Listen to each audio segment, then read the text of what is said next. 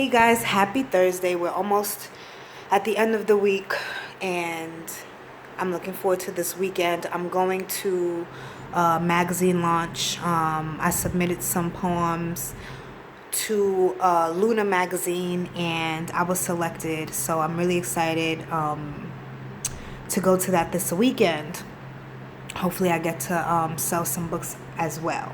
But I came on here to reflect and to share, I guess, observation on, my writing. So, as you guys know, I'm going to be working on my third book. And it's going to be titled Why Every Pregnant Woman Should Write a Book. And that one's going to be a memoir, basically talking about my pregnancy experience. And going into writing this book is going to be, or I want it to be, different from when I was writing Dear Nice Girl, and even when I was writing Back to Me in college. But I noticed that while I was writing Dear Nice Girl, I pretty much planned to ignore and just have a unplanned, unscheduled, spontaneous routine. My goal was just to write every day and write as much as I could every day. But eventually I realized I was going to sleep late. I wasn't consistent with my eating habits. And at that point, we were eating out every single week. And naturally, I started to gain weight while I was writing Dear Nice Girl. And so after being done with the book, I had to, reflect on that experience, on writing it for myself and just to share with you guys. But operating in that kind of mindset, I don't want to carry it over into Why Every Pregnant Woman Should Write a Book. So what I did was create a 2-week schedule for myself to stick to. So basically, I'll be challenging my consistency. I'll be challenging my discipline. And I'll just be challenging the way that I take care of myself and the way that I take care of my health. Towards the end of Dear Nice Girl, my anxiety started to build, and I knew that was not, the best way to handle writing the book, launching the book, marketing the book. I can do it way more effectively. So this time around, I want to have a writing schedule because I'm not only a writer, I'm a bunch of other things that take up my time. So when I'm not able to be on a schedule, I just, things start to slip up, like eating out instead of actually taking care of my health and taking control of what I eat and put in my body. Drinking water. I've been drinking way more water than I was before, and it's making a huge difference.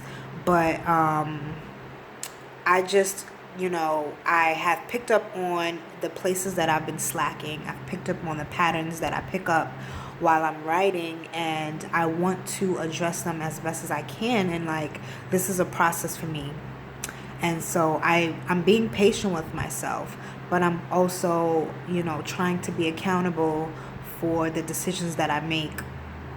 And not let writing a book consume me so much to the point where I'm just letting myself go in other areas that later on affect me. So I wrote Dear Nice Girl in 3 months, which is honestly amazing, right? I wrote Back to Me in 4 months, pretty much. And so this time I'm just I don't need to rush.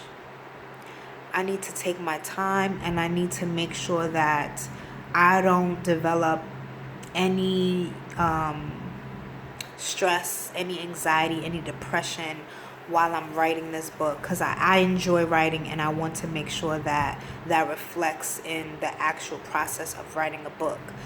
So yeah, once I have this 2-week schedule down packed, I have a groove of it, and I'm consistent and I'm disciplined, then I'm going to go in and, write a writing schedule for myself that I can stick to for the release of my next book.